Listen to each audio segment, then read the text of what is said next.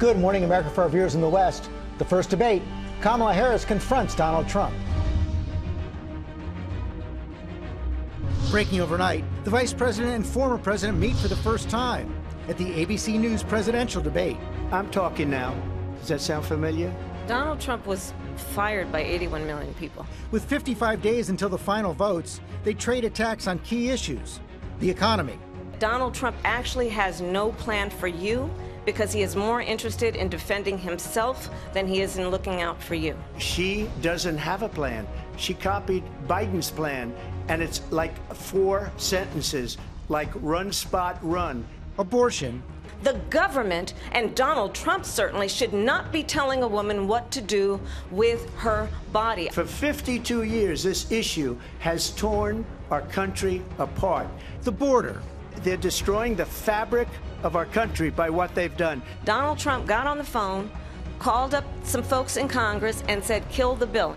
The fallout this morning. Will it sway voters with the race in a dead heat? Will we see another debate before November 5th? Our political team breaks it all down this morning. Breaking news. Fast-moving wildfires in California exploding overnight. Thousands forced to flee their homes. The race to contain the flames. We're on the front lines.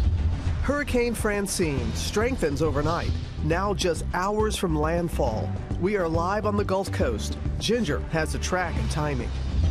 The investigation after 2 Delta planes collided on the tarmac in Atlanta. The collision caught on CCTV. We just hit something on the taxiway, knocking the tail off one of the planes.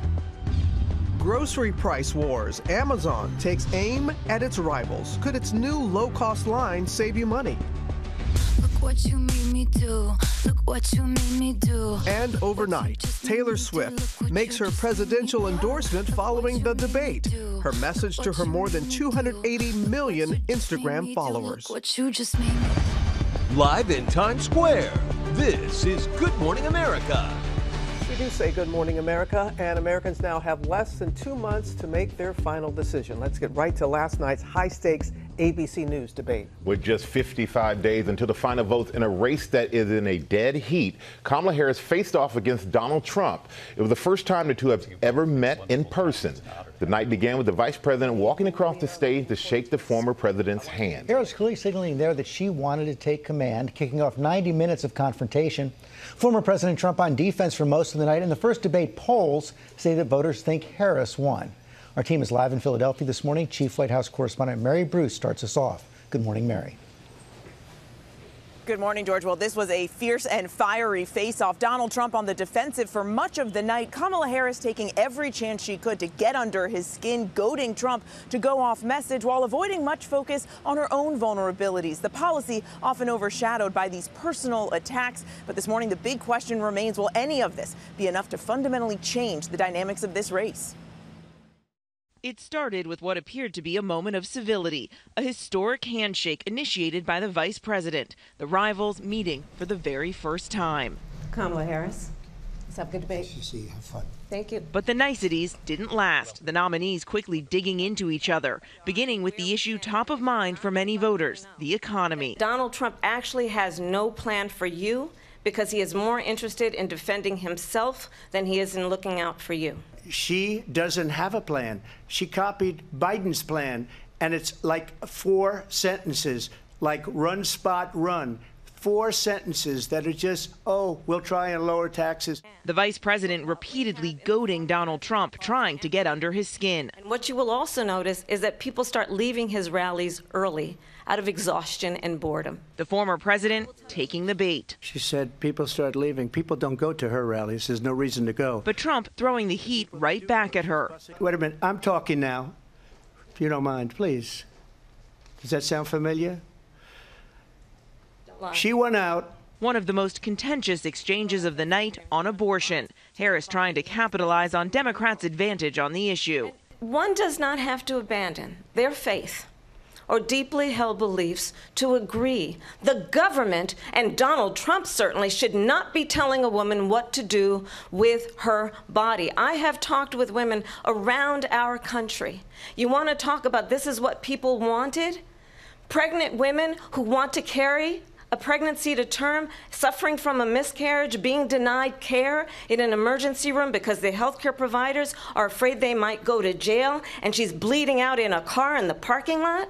She didn't want that. But she also dodged when asked if she would support any abortion restrictions, while Trump repeated false claims, prompting a fact check from moderator Linsey Davis. There is no state in this country where it is legal to kill a baby after it's born. And he refused to rule out signing a national abortion ban. On immigration, Trump trying to pin previous chaos at the border on Harris. They're destroying the fabric of our country by what they've done. Harris laying into Trump for urging Republicans to kill the bipartisan border deal. But what we have in the former president is someone who would prefer to run on a problem instead of fixing a problem.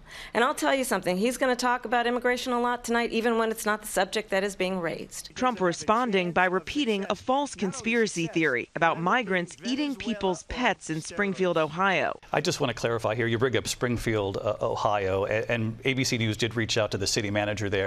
He told us there have been no credible reports of specific claims of pets being harmed, injured, or abused by individuals within the immigrant community. Well, I've seen people on television. Let me just say here, this is the people on television say my dog was taken and used for food. So maybe he said that, and maybe that's a good thing to say for a city manager. I'm not taking this from but television. The people I'm on taking it from television the city saying manager. their dog was eaten by the people that went there.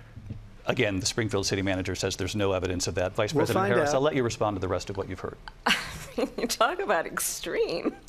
The candidates also sparring on foreign policy. It is absolutely well known that these dictators and autocrats are rooting for you to be president again because they're so clear they can manipulate you with flattery and favors. The leaders of other countries think that they're weak and incompetent, and they are. They're grossly incompetent. And getting personal, Trump asked about his statements questioning Harris's racial identity. So I don't know. I mean, all I can say is I read where she was not black, that she put out, and I'll say that. And then I read that she was black, and that's okay. Either one was okay with me. That's up to her.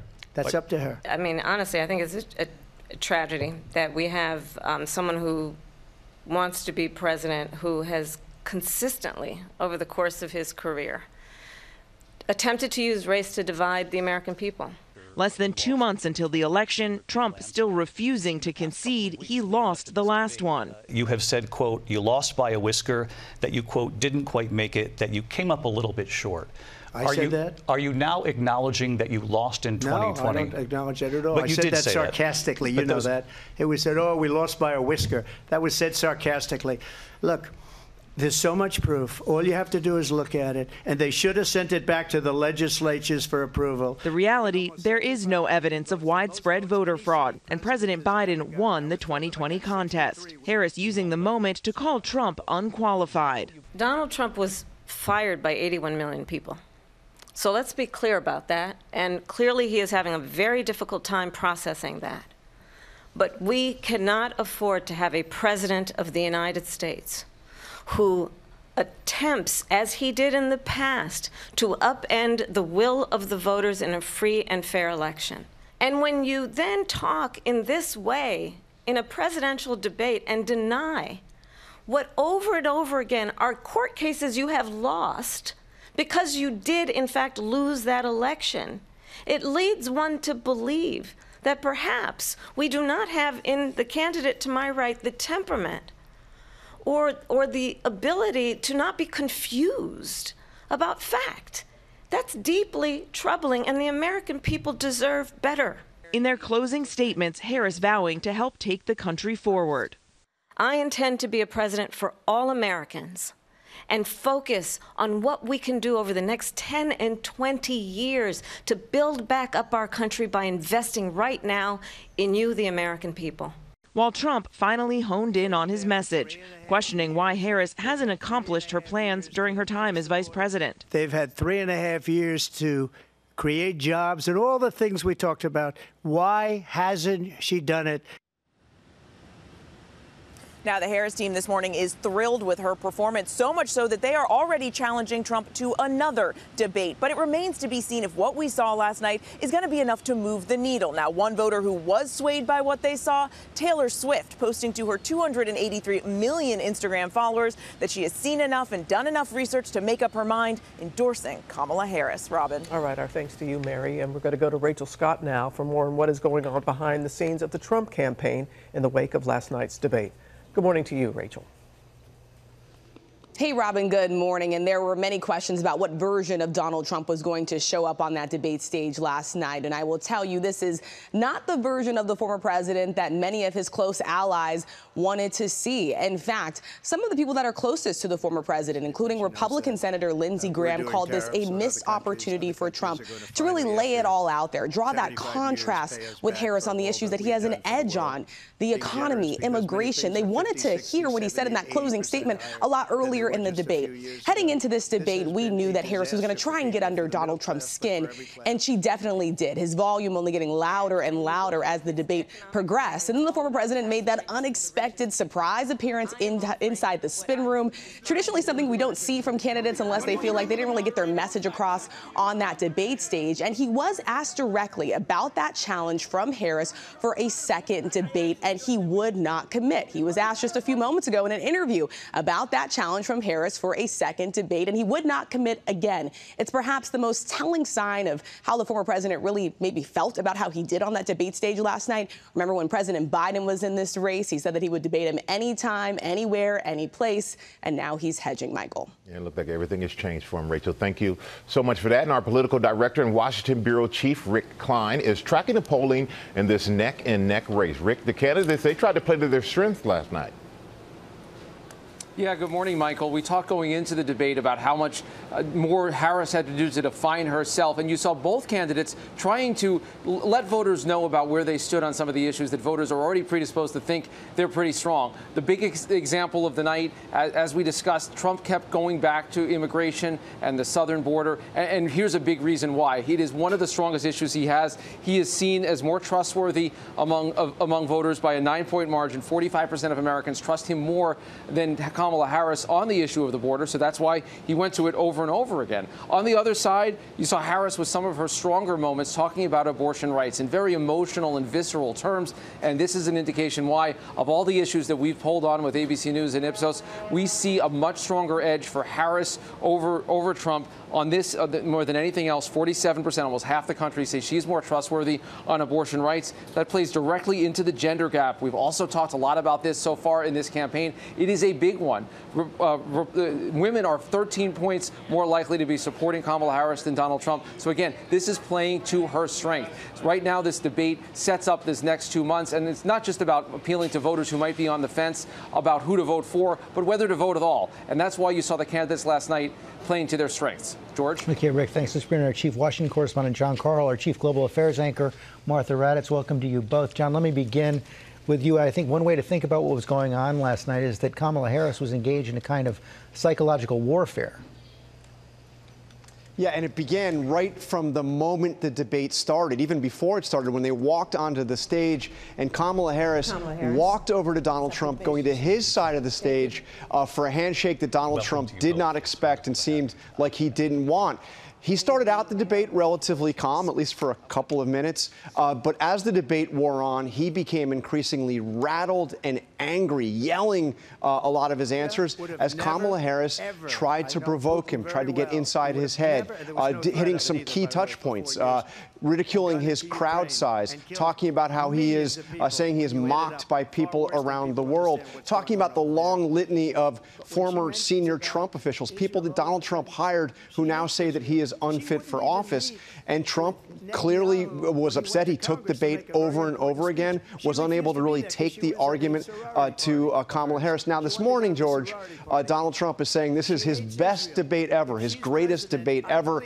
But there are several indications that not even Donald Trump thinks that is remotely true. The first was the way he walked out before all those reporters in the spin room last night. And this morning, he actually refused to even commit to a debate debate on Fox News.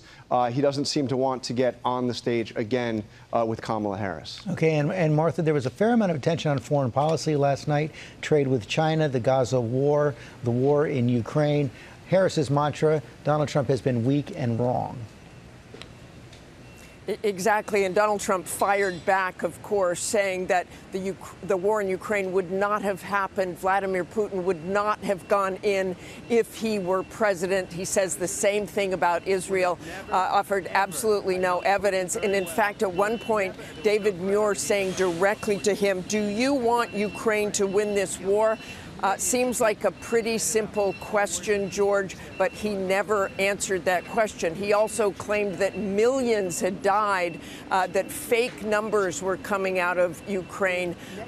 Kamala Harris basically just looked at him and smiled. She was asked directly, of course, about Afghanistan and whether she takes any responsibility for that disastrous pullout. She did not answer that directly. She threw that back at Donald Trump and talked about the fact that he was the one who wanted to pull out of Afghanistan and had a specific date to do that, George. Martha Raddatz, John Carl, thanks very much. In the next half hour, we're going to talk to Donna Brazile and Christie. Robin? All right, George, but now we're going to turn to Hurricane Francine, gaining strength overnight, hours away from making landfall along the Gulf Coast. Ginger is tracking the storm, but first let's go to Matt Rivers, who is in Houma, Louisiana for us. Good morning to you, Matt. Yeah, good morning, Robin. The outer bands of this storm just moving into our area as we speak. And with a storm like this, of course, we're thinking about the wind, but it's also flooding that is a huge concern here along the bayou in Houma, where we are. The water's already higher than it should be, and it's only going to get worse from here as the forecast calls for between 5 to 10 inches of rain. Flash flooding is a massive concern. And we know that during hurricanes, the vast majority of injuries and deaths tend to come not from the wind, but from the water. That said, this is Louisiana. People in this part of the world are used to horrific storms. They are preparing in a very proactive way. But if there's one overriding concern we've heard from people, it's about the power going out. If and when the power goes out, it tends to stay out for a while. And we've seen that happen before. The concern now is that it could happen again. Michael? Thank you so much for that. We're going to turn to Ginger now with the track and timing for Francine. Good morning, Ginger. Hey, good morning to you, Michael. We've got this Category 1, 90-mile max sustained winds hurricane coming at the Louisiana coast. Landfall should be tonight.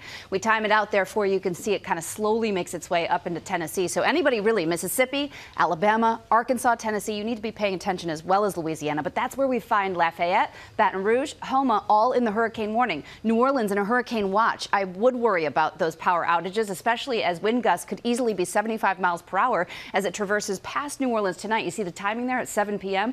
Gulfport gusts up to 55. You've got a lot of water pushing up too. So we're talking about upwards of 5 to 10 feet of storm surge. You think about how tall 10 feet is. That's water coming in and then water falling from the sky all the way through Panama City, Pensacola. You have a tornado threat, but also flash flooding up to Paducah, Memphis, and I want Nashville to watch out as well. Guys? 10 feet. Wow. Okay. Thank you for that, Ginger. And coming up, another major weather headline, wildfires in the West exploding overnight. We are live on the ground. Also had more on the presidential debate between Kamala Harris and Donald Trump. Donna Brazile and Christie are going to join us. And the moment two planes collided on the tarmac in Atlanta. The investigation this morning. Coming up, grocery price wars. Could Amazon's new low-cost line save you money? We're going to tell you when we come back. This ain't Texas, ain't no hold'em, so lay your cards down, down, down, down. Back here on GMA, that is, of course, Beyoncé, making headlines in a new interview in GQ, what she's saying about her career, her family, and going country with her latest album, Cowboy Carter. That is coming up in Pop News. Following a lot of headlines right now as well, including last night, first presidential debate between Kamala Harris and Donald Trump. It's the first time they ever met. Harris walked across the stage to shake the former president's hand, clearly signaling she wanted to take command, kicking off 90 minutes of confrontation. Trump on defense for most of the night. We're going to break it down with Christie and Donna Brazile in just a moment. Also this morning, the country is commemorating 23 years since the September 11th terror attacks. That's a live look right there at the 9/11 Memorial in Lower Manhattan, where families of the victims are gathering in their memory. Both presidential candidates will visit the memorials today. A new report on inflation is out this morning. It's the last one before the Federal Reserve's expected interest rate cut this month. And the numbers could factor into how much the Fed cuts. And it was a day of champions at the White House. First, the South Carolina women's basketball team celebrated their undefeated season and second title in 3 years with President Biden. Then the champion UConn Huskies men's basketball team visited for the second straight year. It's the 6th time the program has been invited to the White House after winning the national championship. That's awesome. And we've got a lot more ahead, including the tarmac collision between 2 Delta planes. Scary collision there, and that is coming up. But right now, Michael, the wildfires in California exploding overnight and forcing new evacuations. This morning, Mola Lenghi is in Lake Elsinore, California, and has the latest for us. Good morning to you, Mola. Well, good morning, Robin. Fires throughout Southern California raging this morning, causing some significant damage. As you can see behind me here, the damage it's caused to this home, these vehicles, this home next door, still smoldering, still on fire. This is one of several homes throughout this Riverside County community that have gone up in smoke. Firefighters have their hands full as these fires are still out of control. Overnight, an apocalyptic scene across Southern California. Thousands of residents forced to flee their homes as fast-spreading wildfires rage near Los Angeles. Crews desperately battling the bridge fire, exploding more than 8 times its size in just a few hours. In the mountain community of Wrightwood, emergency crews rushing to perform rescue evacuations. Resident Stephanie Beck told us she's never seen anything like it. We really didn't even have time to think. It was just throw everything in the car and go. And that was pretty scary. So far, it's scorched more than 46,000 acres with 0% containment. Firefighters in the Mount Baldy village doing everything they can to save cabins and homes. While in Orange County, the airport fire burning over 22,000 acres and injuring at least 7 people. More than 600 emergency personnel fighting it. Our cameras even capturing this fire tornado.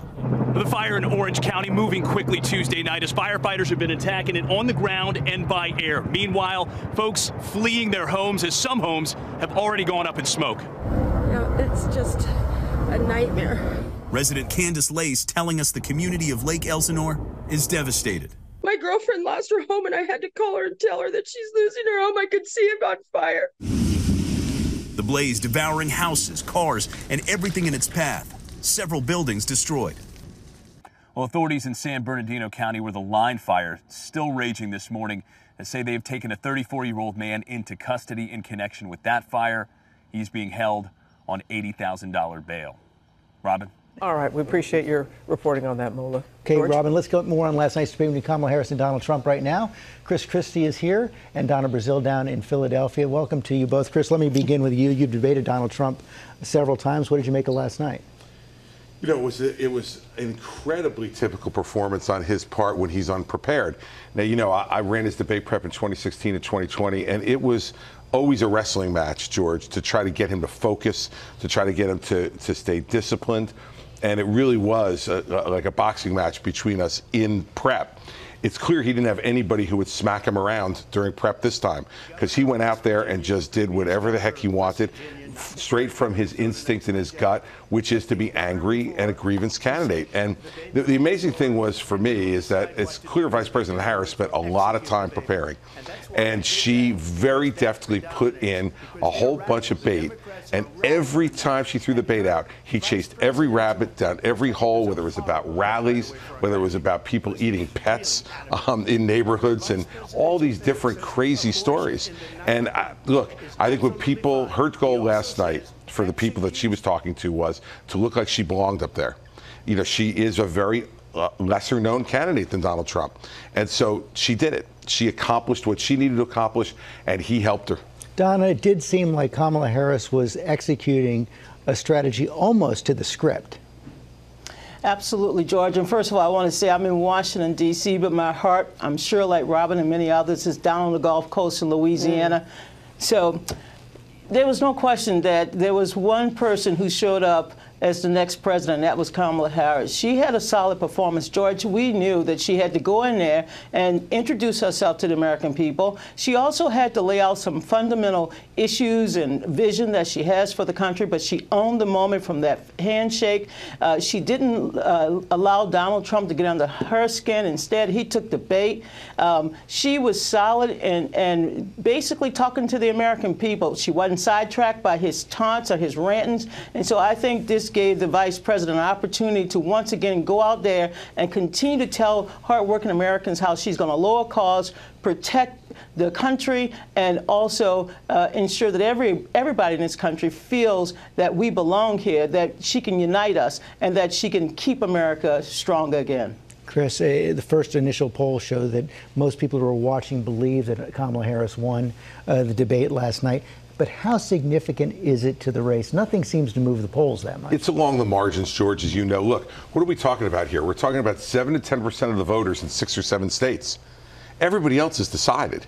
Now, that means a marginal change in those voters is significant. We know how close these last 2 races were in 16 and 20, and we suspect this one will be just as close. So I think it is important. But I think the other thing I'd say to Vice President Harris is it was a good performance. It wasn't a great or perfect performance. And if she decides to debate again, if they decide to do it again. Well, she says she wants to. I understand. Do you think President Trump will? I think he may have to, George, because in the aftermath of this, he's going to have to show that he's got his wits about him. If I were her, I wouldn't be so sure I would do it. You know, when you knock out the defending champ and he wants a rematch, maybe I'll fight 4 or 5 other people before I fight you, before I go into the ring again with him. But that's going to be her call. I think the more important thing is she's got to own some of the mistakes of the Biden administration and say, this is the way I'm going to move on from it. She didn't answer about Afghanistan last night. She didn't answer about the border. And she got away with it because he was so unhinged. Now, if he comes back with a more disciplined approach, she's going to have to answer that. And by the way, and I said this in the New York Times yesterday, there's nothing wrong with admitting when mistakes were made. The American people will understand that, and they'll respect you for it. Everyone who watched the withdrawal from Afghanistan knows it was a mistake the way it was done. Everyone who watches what's gone on the border and what's changed since they got tougher knows that their earlier approach was a mistake. She wasn't in charge. It was Joe Biden who was making those decisions. So she should just say, look, it was a mistake. I own it, and I know I can do better. Donna, does Kamala Harris need to show more separation from Joe Biden? I hope she doesn't try to separate herself from the policies that really enable the American people to get back on their feet. There's a lot more that she can do and the country needs to do. But let me just tell you this. Last night, once again, she had a vision. She even defended our basic freedoms. She didn't have to go in there and do tit for tat. She had to go in there and say, look, I'm ready to outline a vision. I have a plan, and I want to move this country forward. She did that. Look, I want to quote one of Taylor Swift's great songs. I'm a Swiftie. Donald Trump is going to have a hard time shaking off that debate performance. Donna Brazile, a hard time shaking it off. Thanks very much, Michael. We saw what Donna did. We got you, Donna. Now, with the scare on the tarmac at one of the nation's busiest airports, 2 planes colliding, knocking the tail off of one jet. Senior national correspondent Steve Osunsami joins us from Atlanta with the latest. Good morning, Steve.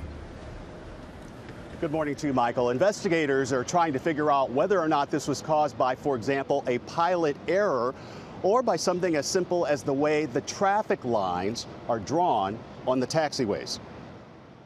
Federal authorities are investigating this morning after an alarming incident on the taxiway of the world's busiest airport, seen here on airport runway security camera video. We just hit something on the taxiway.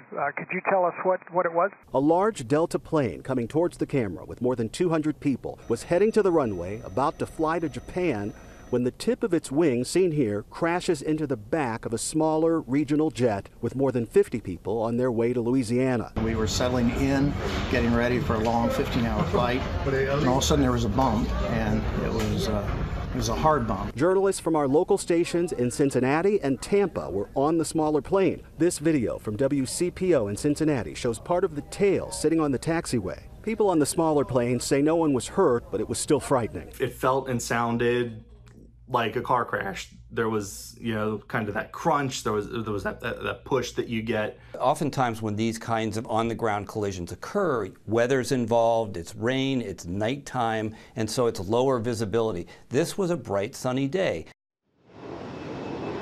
The numbers show that there was a significant increase in close calls at American airports in 2023. Those numbers went down slightly in 2024. Experts say the reasons for all of this are complicated, but that one of them is a shortage of air traffic controllers. Passengers on both of these flights were put on other planes. Guys. Glad they're all safe, though. All right, Steve, thanks so much. Now with our play of the day and a dream gift for a very deserving school employee. We love this story, Larry. I do. I'm so glad to do it this morning. Francis Apraku moved to the U.S. a few years ago, and he began working at James Madison High School in Vienna, Virginia, as a custodian. Well, it wasn't long before Francis befriended a group of high school sophomores who say he looked out for them. He even prayed for them. So when the boys were making small talk, asking Francis, oh, hey, it's your birthday. What's your ultimate birthday wish? Francis said he had always dreamed of a cherry red Jeep Wrangler. The boys got to work. They created a communal effort that they thought would take 4 years. Guys, it took 4 months. Wow. I have chills. The whole community coming together, raising over $20,000, and a local car dealership even chipped in to secure a very special deal when they gave Francis this, his ultimate birthday present, that cherry red Jeep Wrangler.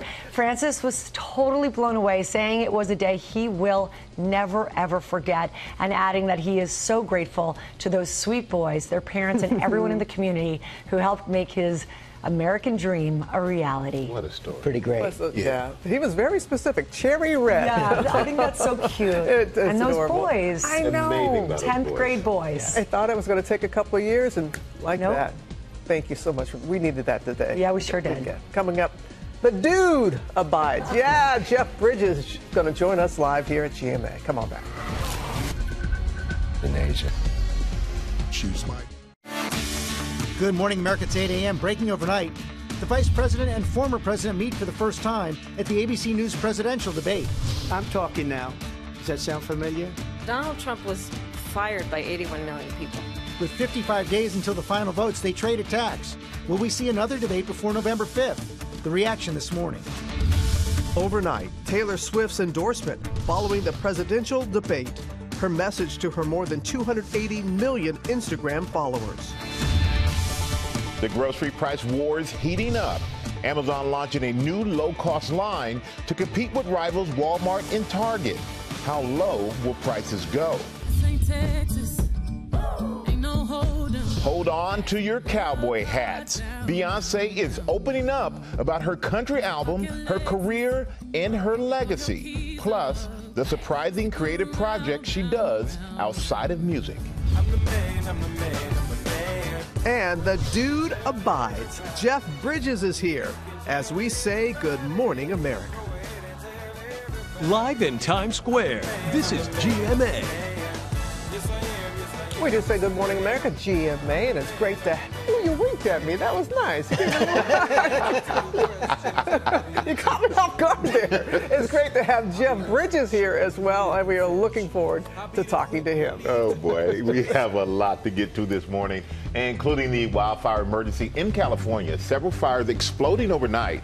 We are live on the ground with the latest. First, look at the top stories breaking at 8. We start with last night's presidential debate. Kamala Harris, Donald Trump met for the first time. It began with Harris walking across the stage to shake the former president's hand. That kicked off 90 minutes of confrontation. Chief White House correspondent Mary Bruce starts us off here. Good morning, Mary. Good morning again, George. Well, it was a fierce 90 minutes on that debate stage last night. Kamala Harris really putting Donald Trump on the defensive, repeatedly trying to get under his skin, goading the former president to go off message. And Trump took the bait, often allowing those personal attacks to overshadow much of the policy.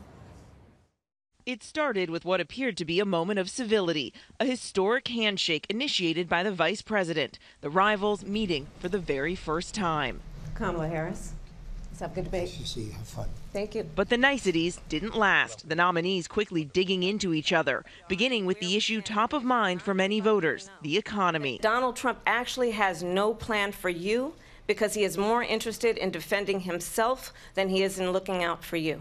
She doesn't have a plan. She copied Biden's plan, and it's like 4 sentences, like run, spot, run. 4 sentences that are just, oh, we'll try and lower taxes. The vice president repeatedly goading Donald Trump, trying to get under his skin. And what you will also notice is that people start leaving his rallies early out of exhaustion and boredom. The former president taking the bait. She said people start leaving. People don't go to her rallies. There's no reason to go. But Trump throwing the heat right back at her. Wait a minute. I'm talking now. If you don't mind, please. Does that sound familiar?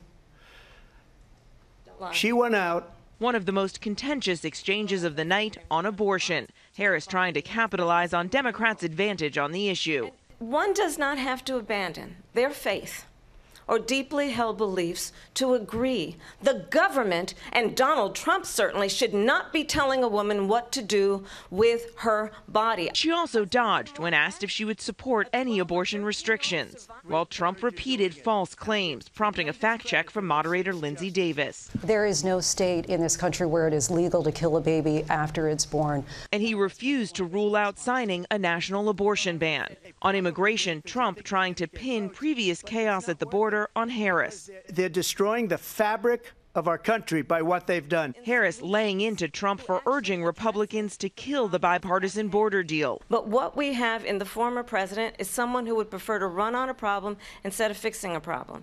And I'll tell you something, he's going to talk about immigration a lot tonight, even when it's not the subject that is being raised. Less than 2 months until the election, Trump still refusing to concede he lost the last one. Are you now acknowledging that you lost in 2020? No, I don't acknowledge that at all. But I you said did that say sarcastically. That. You know that. It was said, oh, we lost by a whisker. That was said sarcastically. Look, there's so much proof. All you have to do is look at it. And they should have sent it back to the legislatures for approval. The reality, there is no evidence of widespread voter fraud, and President Biden won the 2020 contest. Harris using the moment to call Trump unqualified. Donald Trump was fired by 81 million people. So let's be clear about that. And clearly he is having a very difficult time processing that. But we cannot afford to have a president of the United States who attempts, as he did in the past, to upend the will of the voters in a free and fair election. In their closing statements, Harris vowing to help take the country forward.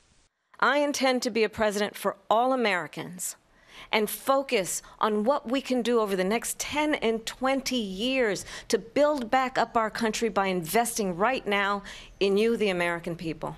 While Trump finally honed in on his message, questioning why Harris hasn't accomplished her plans during her time as vice president. They've had 3.5 years to create jobs and all the things we talked about. Why hasn't she done it?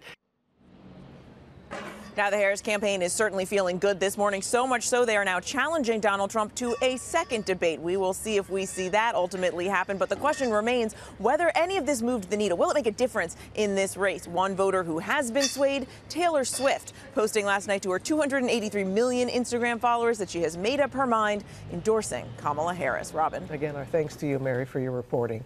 And this morning, the country is honoring the victims of the 9/11 attacks. President Biden and Vice President Harris will attend memorial ceremonies today, along with former President Trump and his running mate, J.D. Vance. ABC's senior investigative correspondent Aaron Katersky joins us now with more. Good morning, Aaron.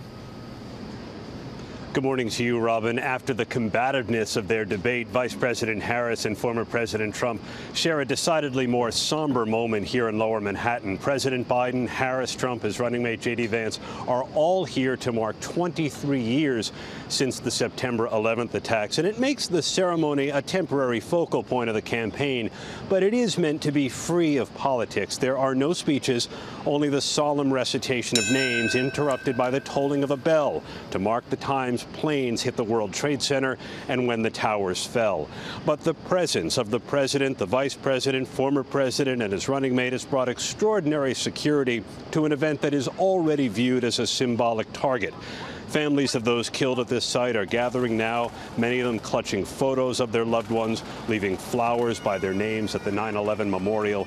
And this year, Michael, there are even more names. Illnesses linked to all the toxic air that engulfed this place have now killed more firefighters than the 343 who died on this day 23 years ago. Michael? Yeah, today is about those victims and their families. Aaron, thank you so much for that. We're going to turn now to the wildfires in California, exploding overnight and forcing new evacuations. Mola Lange is in Lake Elsinore for us this morning. Good morning, Mola. Well, good morning, Michael. Fire crews have their hands full throughout Southern California as they battle several raging blazes, including the airport fire here in Riverside County that has overtaken and engulfed so many structures, destroying this home here, as you can see, still on fire behind me. It's really been an apocalyptic scene throughout Southern California. Thousands of residents forced to flee their homes as firefighters desperately work to push back flames, attacking them on the ground and by air. There are currently 3 massive blazes. You have the line fire in San Bernardino County, the bridge fire in LA and San Bernardino counties, and the airport fire again here in Riverside and Orange counties. And together they are threatening tens of thousands of structures. Now, authorities in San Bernardino County say they have arrested a 34-year-old man in connection with the line fire there. He is being held on an $80,000 bail, guys. All right, Mola, thank you. And coming up in our GMA morning menu, Amazon entering the grocery store wars, battling Walmart and Target with a new no-frills line. How low will prices go? Also, Beyoncé talks about her creative process, her family, and the success of Cowboy Carter. That's coming up in Pop News. Plus, Lori B is here with football finds for all your tailgate needs. And Lara is with a special guest. Hey there, Lara. I am Robin. I'm here with Oscar winner Jeff Bridges. We're always so happy when you come to GMA. We're going to hear all about Jeff's hit show, The Old Man. That's coming up. And he's going to tell us also what he's hoping his grandkids will call him. Don't share it yet. No. You'll want to see it coming up on GMA.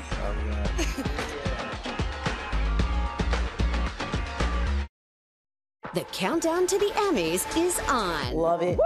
Yes. Oh my God. This is great. And it will be an incredible night of firsts. It's crazy. I was shocked. Yes, chef. But first, before TV's biggest night, comes the incredible all-new Emmy special. Carol Burnett, ladies and gentlemen. With the first father and son duo ever to host the Emmys. What does that mean to you? It means we're the first. And the first time this husband and wife are nominated in the same year. You can tell this is ABC News. This is serious journalism. Plus, women who changed the game in TV comedy. This is great because, as people know, you gave me my Emmy last year. I know. And those making historic firsts. It's first time ever. It was so incredible. The 76th Emmys, a night of firsts with Robin Roberts. This Friday night at 8/7 Central on... What network are we on? ABC. ABC, oh my God. How do you spell that? ABC. Oh, I can't wait, Robin. Our special, thank you, Larry. Our special, the 76 Emmys, A Night of First, airs this Friday at 8 p.m. Eastern. It's a lot of fun with a lot of stars, and you can watch the 76 Emmys, of course, Sunday, starting at 8 p.m. Eastern right here on ABC. And then I'll be on the red carpet. Oh, yes, really? the pre-show. I got Will Reed by my side, so join us at 7 p.m. And we'll get you all set as soon as I get a dress for the Emmys. What network? ABC. How do you spell that? I had to go there. You know, those comedians are so funny. All right, we have our GMA cover story, the grocery price wars. Amazon is launching a new low-cost brand, taking aim at rivals including Walmart and Target. Consumer correspondent Becky Worley has the details as always for us. Good morning, Becky. Michael, good morning. Amazon really does want to be the everything store with a new private label line of food products called Amazon Saver and more discounts on grocery items for Prime members. They want us to turn to them when we want to save on food costs. This morning, Amazon widening the grocery aisle, announcing Amazon Saver, what they're describing as a new no-frills brand aimed at helping consumers stretch their dollars. The new Savers line facing off against other budget-friendly brands like Walmart's Great Value, Target's Good & Gather, and ShopRite's Bowl & Basket. Amazon says it will offer grocery staples like cookies, canned fruit, and condiments, many of which they say will be priced for less than $5. Already available to purchase from the new line, items like this 42-ounce can of oats for $3.99, several flavors of 15-ounce coffee creamers for $3.49 each, and a 15-ounce can of traditional pizza sauce for $1.09. The idea is that the basic products are less expensive, especially for those products that you keep buying over and over again. And while we don't know how all these new Amazon items will be priced, That 15-ounce jar of their pizza sauce at $1.09 offers a comparison point. For a shopper in New Jersey, we priced a 14-ounce jar of Walmart's Great Value pizza sauce at $1.52. ShopRite's Bowl and Basket 14-ounce jar was $1.79, and the same size of Target's Good and Gather pizza sauce was $1.99. What is different about Amazon is that the logistics of them handling the product to the customer is at the top. They are able to get this product very quickly. And while grocery prices are stabilizing after those rapid increases during the last 3 years, it's still a big expense. According to the USDA, families spent more than 5% of their disposable income on groceries in 2023, and for many, every penny counts. Amazon says most of the items will be priced under $5, and Prime members will get an additional 10% off. Amazon also expanding Prime savings to more than 3,000 grocery items. But guys, remember that Prime itself costs $139 a year, so you got to add up all the costs. That's true. That's true. You got to think about the whole thing, the full thing. I'm thinking about some pop news. That's what I'm thinking about. All right, what you got for us? All right. Thank you, Becky, and thank you, Michael. We're going to begin this morning with a little Beyoncé. How about that? The Grammy-winning superstar. Hold on. She's on the October cover of GQ magazine. That's me, riding a horse. Oh, my goodness. I thought you hurt your wrist. In a very revealing article inside, she tells GQ how proud she is of the popularity surrounding that song, Texas Hold'em Won't Dance Again, and her entire Cowboy Carter album, because she believes it helped reinvigorate the country genre across fashion, art, and culture. And she said she really hopes that the album inspires fans to dig deeper and learn more about the people, especially the Black musical innovators who came before us. She also tells GQ she recently heard an AI song that sounded so much like her that it was scary. You can read more about that. Taylor Swift warning about that as well. Yep. You're talking about that. She talks about so much in the October issue of GQ magazine, and boy, she looks beautiful. Also this morning, picture day came early for Abbott Elementary. ABC sharing new posters showing the whole cast looking school ready to take on season 4. Creator and star Quinta Brunson has been tight-lipped about plot lines. She tells People magazine simply it's gonna be a fun season of TV. Abbott earning 9 Emmy nominations, including Best Comedy Series, Best Writing, well-deserved, and acting nods, honestly, for most of the cast. You can see how they do it this Sunday and how they do at the Emmys when the Emmys airs 8 p.m. Eastern, and then Abbott Elementary returns for its highly anticipated season 4 on Wednesday, October 9th, both right here on ABC, spelled ABC. And finally this morning, football has officially kicked off, and 3-year-old Hattie, who lives in Kansas City, knows exactly who she'll be cheering for. Who's your favorite football player? Taylor Swift. Mom telling us that Hattie spent all yesterday making friendship bracelets for her favorite player. That next game, she had to explain to her daughter, no, Taylor is not on the team. But anyway, you'll see Kansas City play against the Bengals this coming We can Sunday. understand why she's confused. She does attend a lot of the games. Yeah, she sure does. Right. Highly featured in this year's football season. That's pop news, Michael. Thank you. Thank you. It is time to get set for the GMA tailgate. We'll shop GMA football finds. Lifestyle contributor Lori Bergamotto is here with essentials that you'll need this fall. And all these products are shoppable on our website, correct? Am I correct there? You are very correct. All right, let's get going Robert. here. So what makes this so perfect for tailgating? Okay, so when we're tailgating, we're eating, right? Sure. And you want a place, you don't want to have to hold everything. You want to be able to have your guests come, put snacks on the table. And this table, Robin, is the best one we found. It starts at $56. It comes in 2 different sizes. So this is the small and this is the large. But look at how compact it is. Oh my. It folds right down so you can keep it. That's that table folded down. Wow. I know, it's really compact, portable, lightweight. The larger one comes with these little stools, and there's, all different little compartments in the front here. So you can put drinks, you can put coolers, you can put snacks, you can hide things in there. It's really kind of perfect. And again, that price, $56. It's great for tailgating. It's also great for picnics, for camping. If you have any fall sports, it's fantastic. Okay. So we love that. All right, speaking of snacks, Okay, so you have to have a workhorse, and this is it. It is a caddy. We got this on Amazon. What we love about it, first of all, it folds down to this. So again, you're looking for things that are easy and portable, right? You can have your paper towels, you can have all of your drinks, your snacks, all of your tools, everything here. You can just carry it from one place to the next because we know that there are 13 billion meals being consumed at tailgates. What about that stat? Okay, so you need a new for your grill master here. And 93% of people are eating at the tailgate. They're preparing their food at the tailgate. So you need something to grill with. We love these. It's a 3-piece grill set. So you get the tongs, the grill fork, and you ready for this? It's not a spatula. When your team's logo is laser cut in, it's a sportula. So this is fantastic, really easy and fun. And we're always looking for style and substance. But I don't see a giant sticker here, Michael. Well, I don't. We've got some giant stuff coming. Don't get me in trouble, Robin. We still have more to go. But these little stickers are under $10. They're decals. You can put them on anything. So even if your item maybe isn't sports specific, you can turn it, you can scream your team with the sticker. Perfect. Okay, so here we go. We have giant stuff. I make sure Michael Strahan sees our giant stuff right here. Okay, so fans of Yeti, and we know there are millions because they're unparalleled, they have been asking for team items for years. And as of just 3 weeks ago, Yeti has delivered. They have an NFL license now, so they're able to put all 32 teams onto ramblers, coolers. This one, Robin, was one of our favorites. It's the can holster.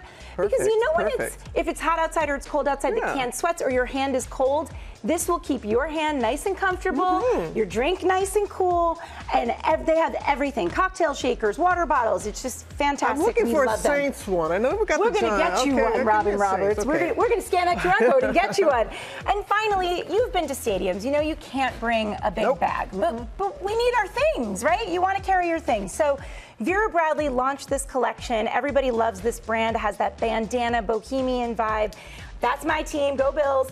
And these are what you need. And some stadiums you're going to want to check before you go. Some stadiums even will allow you to bring something that's not clear, but it has to be a very small size. So they also have those mini bags, but you can wear these as belt bags. You can wear them, you can make it longer, wear them across body. They're really great. And again, they have your team. And Vera Bradley is known for their quality, so you can. What's the price tag? For life. These start around $75. Okay. Yeah. All right, Lori B. And you can shop all of these great products on our website. Are you the dude? I'm excited. Jeff Bridges is here talking about season 2 of The Old Man. So we got that and a whole lot more here on Good Morning America. Where's the Saints? Where are my Saints?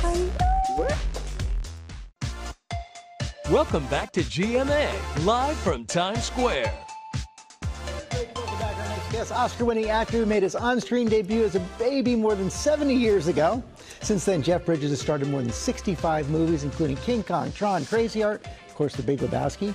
Now he's back with another season of The Old Man. Welcome back. Great to see you. Great to be here. Thanks. I was telling you, I love this show. My wife is addicted to it. Tell us about the new season. Well, it just ups the ante, It picks up right where season 1 left off. John and I are heading out to find our daughter.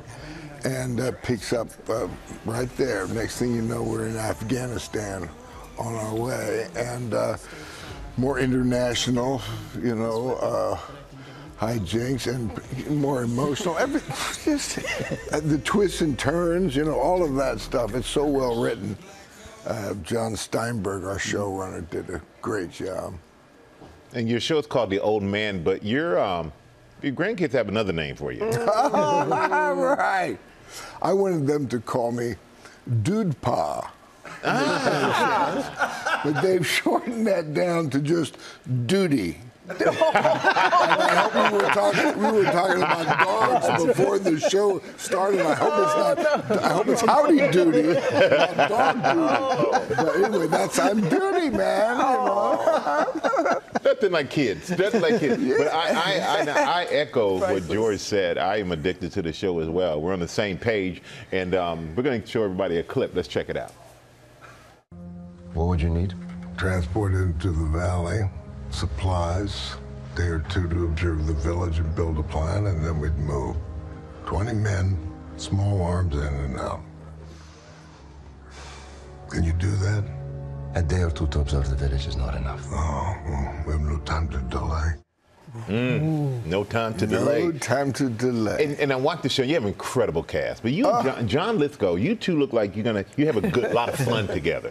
We do, man. You know, we have a lot in common, both from showbiz families, and we approach the work, you know, in a similar way. You know, to become good buddies. You know, that's what we're supposed to do. You know, our characters are supposed to have known each other for years. So, you know, we said, let's get down to it and get close, man, you know.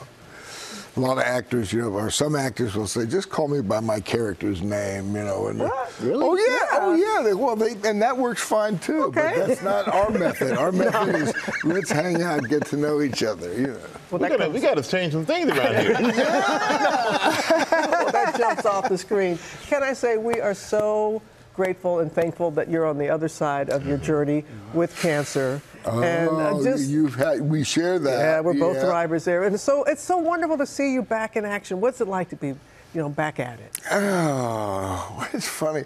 We had, was it 2 years off between? Yeah, pretty much. But you get the same, you get all the same guys back together, and it seems like, well, we had a long weekend, and now, you know, boom, it goes fast. You know, you kind of forget where you've been in a sense, you know. That's my experience. You're also back in the Tron universe, Tron Ares. Oh, right. With Jared Leto. Now, he said he kept ruining takes because you just made him laugh and smile. He was very, very wonderful to work with. Does a great job. The Tron legacy. Well, it's all this modernization that we're coming into now, big time, with all this quantum computing and all that AI stuff, so Tron should have a good audience, I would think. I would think so. It's a fun to be a part of a series like that continues and evolves. 82, we made the first one. Yeah, right. 82? Wow. 82, yeah. And back then it was shot in 70mm black and white. Black duvetine was the set with, white adhesive tape, and I mean, it was just so primitive. And now, I've been scanned and sucked into the computer. They got my image in there. They can do whatever the hell they want with me, I guess. Well, we like to have the real deal here. We do. Thank you for coming in. You just thinking, right? This is FX is the Old Man returns for its second season tomorrow and streams the next day on Hulu. Back now with Kaitlin Olson. You know her from the hit shows Hacks, It's Always Sunny in Philadelphia. Love them both. Now she's starring in a new series that sounds fantastic. It's called High Potential. Kaitlin, thanks for being with us so early. Thank you for having me. Really nice to meet you in person. You as well. Big fan of your work. We've all watched. Everyone was buzzing about you being here because we love your shows. And this one sounds so clever. It's called High Potential. You play Morgan. She's an office cleaner, and she's doing her job at the LAPD, and she's got an incredibly high intelligence, and she gets going on an evidence board? Yeah, she's cleaning up one day and not paying attention and dancing around and knocks over a pile of evidence. And as she's cleaning it back up frantically and glancing at the board, she notices that they missed something. And she walks over and crosses off suspect and writes victim. And that's the end of the cold open. So she's that's able so to, good. Yeah, it's really good. She's able to catch things that the cops miss, but she mistrusts authority. And so it's a nice little unexpected pairing. I'm supposed to ask, why did you take this role? But I would take it too. You're it just sounds so fun. Yeah, it's such a, listen, it's something different. I was very excited to do an hour-long, crime procedural, but at the heart of it is a really, really fun character who's a single mom, and she's scrappy, and she's funny, and she's super smart. And I bet she annoys the detective who's supposed to solve the crime. Yeah, which is very fun for me. Totally. Yeah. Let's take a look, everyone. The technical term is high potential intellectual. It means you have advanced cognitive abilities, intellectual creativity, photographic memory, stuff like that. But I don't know, I've just always been this way. So it's some sort of a gift? No, not a gift. I obsess over every little problem I see. My mind is constantly spinning out of control, which makes it impossible to hold a job, a relationship, a conversation. Not a gift. But you end up getting a gig with the LAPD? Yeah, they talked me into working there, and I love it because she does not trust cops, but she needs the money, and she also needs their help. There's something going on in her life, too. 15 years ago, the father of her first child disappeared, and at the time the police didn't believe her, and so she asks Detective Soto to help her figure that out too. All right, I'm in. That sounds phenomenal. Yeah. And there's this other little show. What's it called? Oh, Hacks. Yeah. Oh, do we love that show? I Nominated love it. For your second Emmy. It was my third. Oh, yeah. sorry. Yeah, that's okay. Third that's okay. Emmy nomination. Don't rob me of that third nomination. I shan't. But your character, DJ, it's so complicated and kind of heartbreaking in a really funny way. Yeah, I love that. I love DJ's so wonderful, and I love being able to play, like raw emotion. And been playing with Jean Smart is so wonderful, but she's also really fun, and yeah, it's a dream job. I know you probably can't tell us much about the new season, but only because I don't know. They're writing it right now, and we have a phone call scheduled to see what they've got planned for DJ, and I'm not even keeping it from you. I have no idea. Oh, that's interesting. Yeah. Where were you when you heard the news of your third Emmy nomination? I had done a night shoot for High Potential, and I woke up to just get a glass of water, and there were 45 texts and 3 calls from Jean, and she left a message that said, "Congratulations on your immunization," because she was speaking through Siri, and I was like, oh my gosh. I think I just got nominated for something. For immunization. I think that's what she meant. Yeah, I was like, thank you for that. That is too funny. Yeah. Just real quick, your husband is partners with Ryan Reynolds on Wrexham. Mm-hmm. Have you become a hardcore football fan? My whole family is so deeply into this football club. We are so in love, not just with the team, but also with the town of Wrexham. It's been such an incredible experience, and watching this whole thing unfold, I'm so proud of Rob, and it's just so special. Yeah, it really is. Congratulations on that. The third Emmy nomination, all of your shows. We can't wait to see this new one. Thank you so much. Really nice to meet you. Nice to meet you, Thank you for being here. Yeah, thanks for having me. Check out Kaitlin and High Potential, everybody. It premieres next Tuesday, 10 p.m. right here on ABC, and then it streams the next day on Hulu. With a Buy Nothing movement, a way millions of people save money and help save the planet by sharing and giving away the things they no longer need. Becky Worley is back with that story for us. Hey there, Becky. Robin, good morning. With everyday prices still pretty high, the savvy shopper has to get resourceful. And what better price is there than free? Enter FreeCycle and Buy Nothing groups that have gained popularity online and in new apps. 10 years ago, Liesl Clark and Rebecca Rockefeller founded the Buy Nothing Project. When we started the very first group, I was literally getting food and clothing that I could not afford otherwise. People are okay with reusing items. People are okay with borrowing and lending, and we don't have to go out and buy new, and we can rely on our neighbors. Including people like Madeline. I ended up with this beautiful, basically brand new bike that a woman a couple blocks away wasn't using and was willing to give away. For Jenna Orndorff, it was a lifesaver after a fire. I lost everything. My apartment was condemned. I was displaced and basically had to start over. She turned to the local Buy Nothing group on Facebook and surprisingly found a lot. Plants, cat toys, comforters, quilts, outdoor furniture. Husband and wife came here and brought this 60-inch TV to my new apartment, the coffee table that it sits on, and also this rug. And participant numbers have grown. The FreeCycle Network and the Buy Nothing Project claim more than 16 million members. And aside from the millions of dollars saved, these groups are great for the environment. It's estimated that about 1,000 items are exchanged every day globally on FreeCycle, and that's about equivalent to how much goes into a mid-sized landfill every day. So it's not going to solve our global waste problem, but it's something easy that everybody can participate in. You can find FreeCycle and Buy Nothing groups on Facebook. There's also an app for free cycling, and Nextdoor has lots of offerings for free items. Hot categories are furniture, baby gear, and gardening supplies. Robin, I love free. Oh, and who doesn't? Who doesn't love free? And who doesn't love Anna Robertson? Yeah, She's the work see here, her. Anna. It's great to see her. And always great to see you, Becky. Thank you. All right. Coming up, NBA star DeMar DeRozan talks about his new memoir on his mental health journey. There he is. Come on back, folks. I'm excited to be back now with 6-time NBA All-Star DeMar DeRozan. In addition to the achievements on the court, he's also a mental health advocate. He's written a book about his experience with depression. It's called Above the Noise, My Story of Chasing Calm. DeMar, good morning. Good to see you, man. It's been a while. And, you know, I love that you've written this book because everyone would look at you and they would go, oh, what a picture of success. But you have struggled with mental health. And when did your mental health struggles start, and how did you realize you were struggling? It really kicked in for me mid-20s. You know, when I was able to kind of identify the emotions that I was carrying, you know, for a while, you know, through my teenage years. And even in my young 20s, I was always so aggressive and finding, you know, so much negative emotions towards everything. And not knowing where it came from, you know. So by the time I hit my mid-20s, you know, I just want to identify these feelings that I couldn't really understand. And in 2018, you sent out a tweet that said that this depression gets the best of me.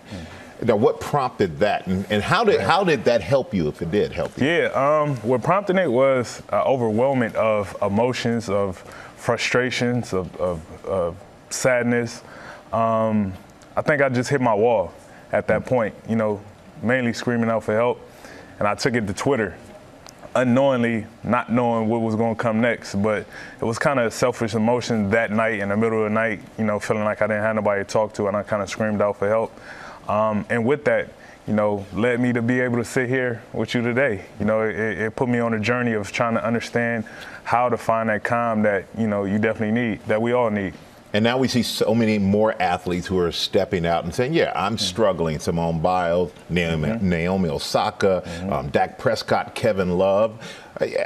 What do you think about how this has all evolved, where people are coming out more and sharing? It's a beautiful thing. You know, and I never look at it like, you know, I was the cause of it, anything. It's a beautiful thing because for me, I look at all those guys' story and find so much inspiration within it, because it shows the power of strength that we could give one another, because we all going through something. And just breaking that stigma of showing that it's okay to be vulnerable and show empathy to one another goes a long way.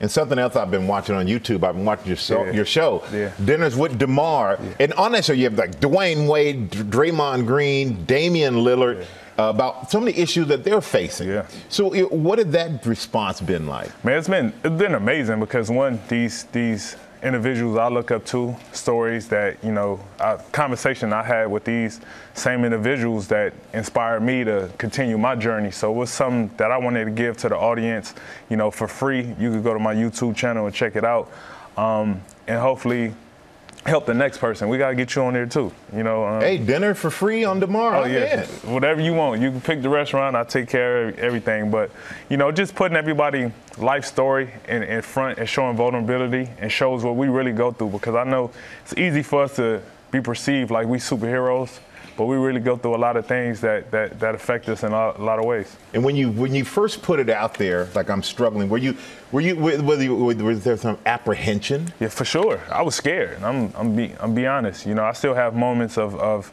you know, being nervous, being scared, expressing and trying to figure this thing out, because it's a sensitive thing. But me doing it, and you know, when I'm walking, I have people come up to me saying I inspire them to push through their struggles. It helped me, and that's the whole goal that you're trying to, you know, accomplish through this whole thing. And it's not something I would imagine that you just, okay, I'm done, I'm healed, I'm fine. Yeah. It's something that's ongoing. Oh, it's definitely ongoing. I kind of speak about it, you know, a lot in the book, of just expressing how life is a journey. You know, and you're going to hit bumps and roads, you're going to hit obstacles here and there, but it's how you push through it, how you find that calm that you need to get through it, because, you know, life is going to be a challenge every step of the way. And what do you want to hope people take from the book? Inspiration, hope, confidence, and, you know, vulnerability. You know, expressing vulnerability, you can find strength in that. You know, I really hope a lot of people take that from my book. And, you know, my book is still, you know, going. You know, so much in life that I'm still going through. A lot of mistakes that I will make, I got to figure out, I got to get better from. You know, and even from writing a book, it's been a lot of stuff that I've been through, that I've been trying to be a better man, better father, be a better, you know, leader, everything, every step of the way. You know, just understanding that this whole thing is a journey. Well, we're glad you're sharing it. We're glad you put it in the book, and glad you're out here trying to help people. What you're doing. And congratulations on the Sacramento Kings, man. Thank you, brother. All right, good luck this upcoming season. And Above the Noise is available now. Please go out and pick it up. And if you or someone you know is struggling with mental health issues, call or text the National Lifeline at 988. Over to you guys. A lot of wise words there. And DeMar, make Michael pay for dinner. You don't pay for dinner. Mike, I got him. No, I got him, Robin. You sure? I take care of him. No, I got him. You're a good man. You're a good man. Oh, thanks so much for watching, everybody. All right, everybody, have a great day. Make him pay.